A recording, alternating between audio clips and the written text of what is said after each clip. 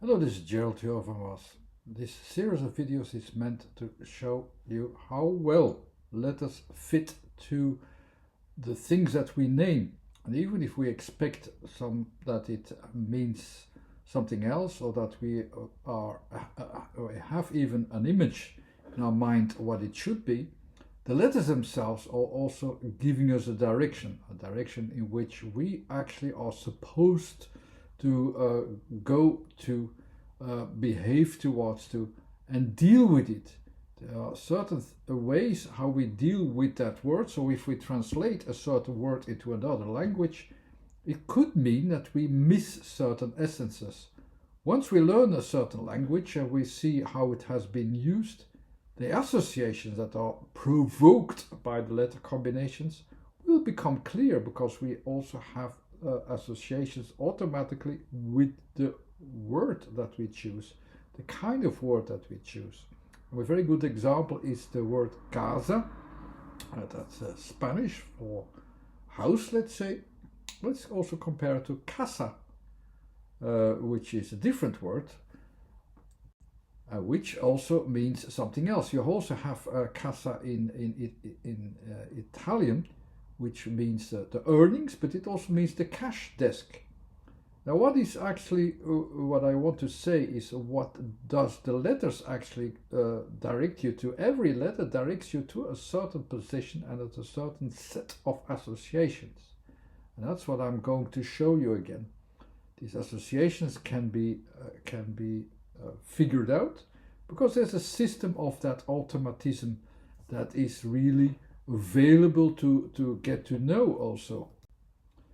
So when we translate CASA to another language, we translate it to house. So already in the way how we use it, we realize that if you say, for instance, su casa, or literally it means at the house, but it's better to say actually, home. So casa is a little bit more an association of, that's home, that's the house where I live. So if you want to be really clear what the word means, you also have to have a better description than just to have a synonym, because these synonyms are not really so clear what they mean literally, how it has been used, and so on. And the letters, they really show us what the focus is about. It's about focuses.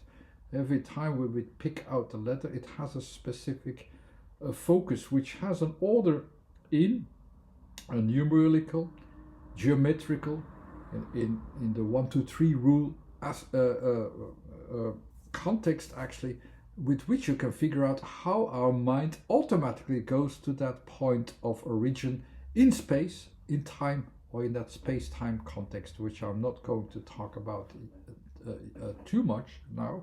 But certain letters are focuses of localizations in space. Other letters are about timings. They're more focusing about timing, so which direction we have to go to. And the last couple of letters are more about, how is the formula actually? How do we deal with it? What's the frame we have to use here, which will fit to the description, actually, what we are seeing here? All these letters have their own nature of dealing with it, and that's what I'm going to talk about it also today, because I will show you. CASA has just these just 3 letters, the C, the A, and the S. 2 of them are about localizations. One of them is creating a context, creating a way how to focus it, or try to find out where we have to focus upon. So that's not fixed, while C and A are fixed in positions. But how do we see these fixed positions? We can also derive them to geometrical and mathematical positions, in which A, T, and K are focuses into 1 dimension, U, L, and B are into 2 dimensions, C, M, and X into 3 dimensions. You can even widen that to even a better understanding to when I describe you also what are the difference between these 3 points, but that's not a point now. And where do you find them? There are also three sorts of position: A, T, K in the starting as starting points, ULP into the volume of the things, and C, M, and X at the corner or the border of things. So C, yes, you can see it immediately, like in the system, you can recognize it's seeing the things from the border into actually a three-dimensional frame. Let's see it into the cube where we will focus it. That's actually our frame of the background frame to which we are going to focus upon. The A then, seen from the corner, could be actually let's see it as the full thing. Let's have it as the full focus of the full thing. The main focus is actually the main thing, it's all of it, it's the full space in which A is a specific point of entry. And that entry point is there. So A is actually a combination of, yes, I will take a main focus somewhere. Let's see where my main focus lies. If you have from C, from the border towards the full space, I'm still looking at the three-dimensional space. So my main focus will be the three-dimensional space. So C and A combined will look into the three-dimensional space, and that's my main focus. Even though I still have a starting point somewhere or an entry point somewhere, which could be from where I have the C, but it's also a point of where I have my main entry, and that's of course where the A position is in general. I start from my platform, actually, for where my platform of focus is, where I start myself as a person, and I go towards it. So C is then that starting point at the edge, but A can be the starting point of my starting point, or where even though I focus upon the full three-dimensional object I'm focusing upon.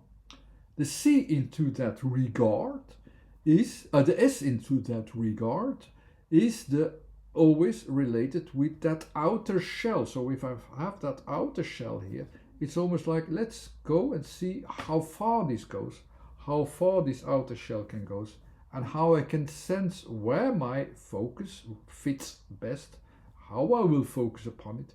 Let's see, I have that outer shell of this main focus, and I take that one, and there I have to sense actually in everything that will come from there, where are actually my frames of focus that I can use into this combination of letters.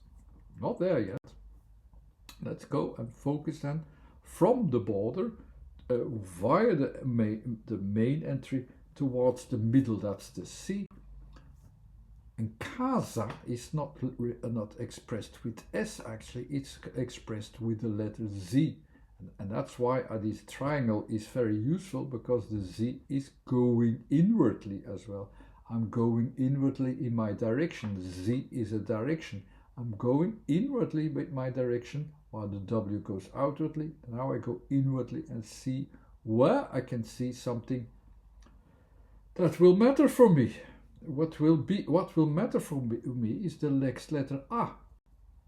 But let's first combine the CASA with the letter S, which is I sense for me from the outer shell what I can sense inwardly. So I have this S form again. So this is the S is always this outer shell, but it's always what I can sense inwardly. So I go inwardly as well into from the two positions onwards, the C and the A.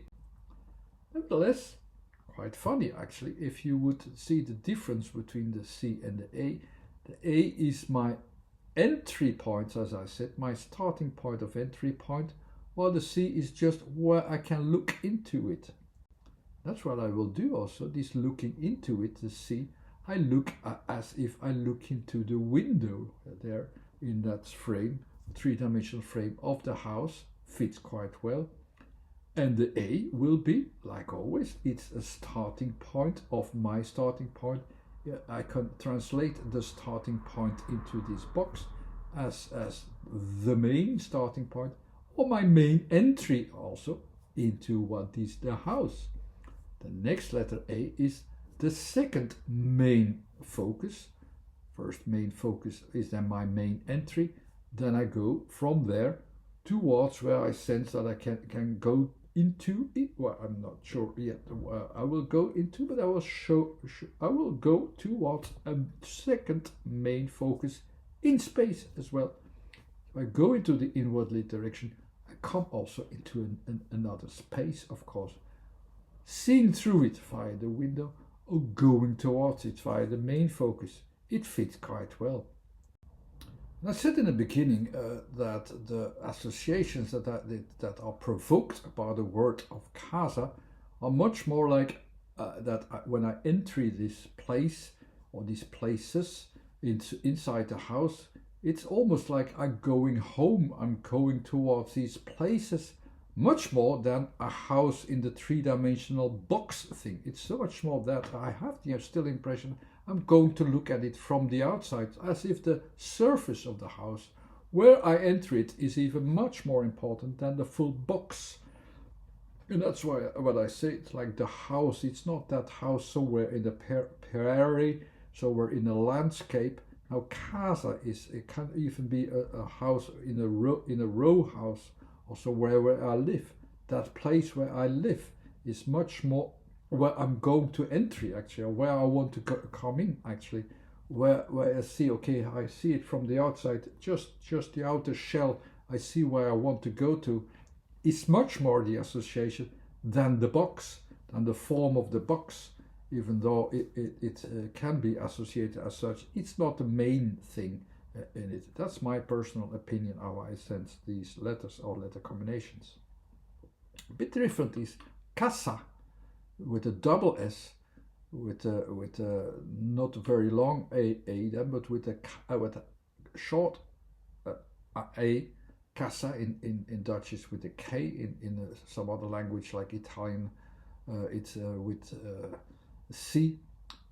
It has a couple of meanings. One of the meanings is earnings, but it can also be the desk where you put in the earnings. So like where the box will be a little bit more important. Why is it so? Also the Z is like the going inwardly is now less important and is replaced by the double S. And by the double S, this A will be a little bit more away, because the double S takes two layers, almost two outer layers. So two outer layers into each other. It's not perfectly designed, but you have these two. You can imagine, of course, a CASSA, especially the CASSA desk bridges. It are these two layers on top of each other, which I will bring in something, and I go towards that second focus. And with the K, it's of course it breaks it into the inward where I have something different.